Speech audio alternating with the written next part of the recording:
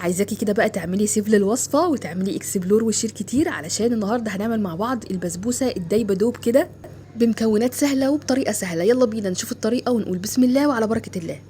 اول حاجه كده هجيب معلقتين من الجوز الهند وهحطهم في المقلايه علشان هديهم تحميصه، يعني لون ذهبي كده بسيط. تمام.